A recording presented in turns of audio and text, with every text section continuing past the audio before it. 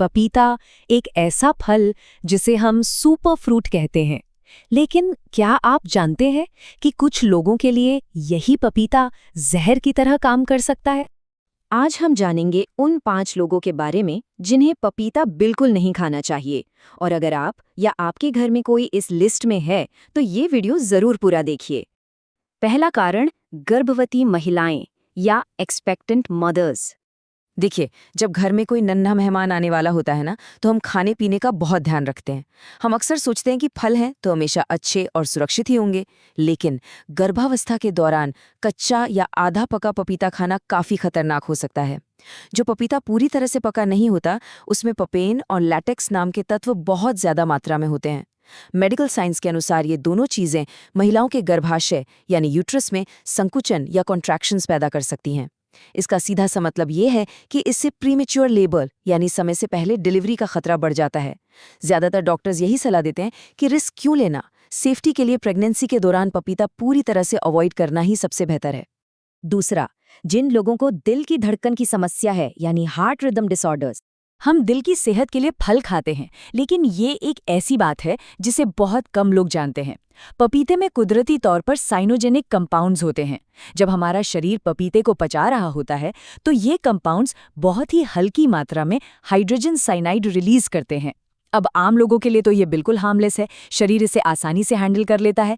लेकिन अगर किसी की दिल की धड़कन पहले से ही अनियमित रहती है या कोई कार्डियक कंडीशन है तो ये नुकसानदायक हो सकता है। ज़रूरत से ज़्यादा पपीता खाने से अरिथमियाज बिगड़ सकती हैं। इतना ही नहीं, ये दिल की प्रिस्क्राइब्ड दवाओं के काम में भी रुकावट डाल सकता है। तीसरा, लेटेक्स एलर्जी वाले लोग। अब आप सोच रहे होंगे कि पपीते और लेटेक्स यानी रबर जैसी चीज का आपस में क्या कनेक्शन हो सकता है। इस कनेक्शन को साइंस की भाषा में क्रॉस रिएक्टिविटी कहते हैं। रिसर्च बताती है कि पपीते में जो प्रोटीन होते हैं ना, उनका स्ट्रक्चर प्राकृतिक लेटेक्स में पाए जाने वाले प्रोटीन से बहुत मिलता जुलता है। तो अगर किसी व्यक्ति को लेटेक्स से एलर्जी है, जैसे कि रबर के ग्लव्स या गुब्बारों से, तो पपीता खाने पर शरीर कंफ्यूज हो सकता है।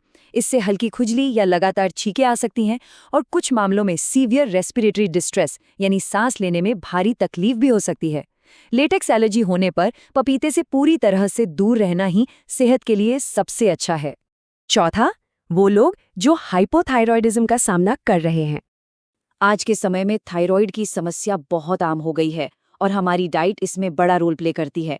पपीते में कुछ ऐसे तत्व पाए जाते हैं जो थायराइड हार्मोन के काम करने के तरीके को प्रभावित कर सकते हैं। पपीते का ज्यादा सेवन थकान को बढ़ा सकता है।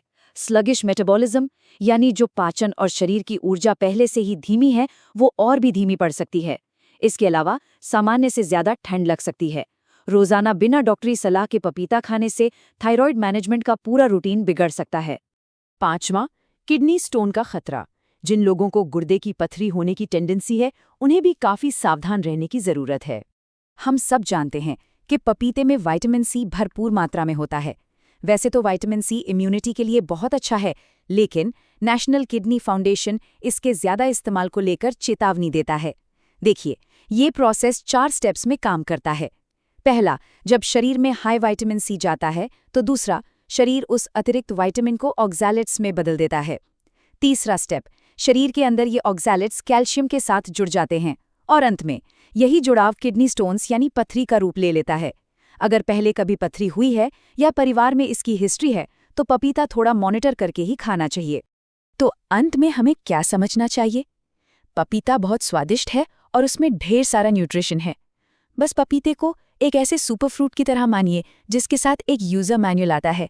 जब ये समझ आ जाए कि ये फल शरीर के साथ कैसे इंटरैक्ट करता है, तो बिना किसी नुकसान के इसके सभी शानदार फायदों का आनंद लिया जा सकता है।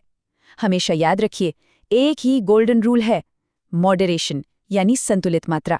सही मात्रा में खाया गया पपीता सेहत बनाता है। और अगर मन में जरा सा भी डाउट हो तो अपने डॉक्टर से बात करने में कभी संकोच न करें। कमेंट करें अगर आपको ये पता नहीं था। हमें नीचे लिखकर जरूर बताइए कि क्या पपीते के इन छुपे हुए पहलुओं के बारे में आपको पहले से जानकारी थी। स्वास्थ्य से जुड़ी ऐसी ही सही और सटीक बातों के लिए इस महत्वपूर्ण जानकारी को अपने दोस्तों और परिवार के साथ शेयर करना ना भूलें, ताकि वो भी सुरक्षित रहें। सीखते रहिए और अपना बहुत ख्याल रखिए।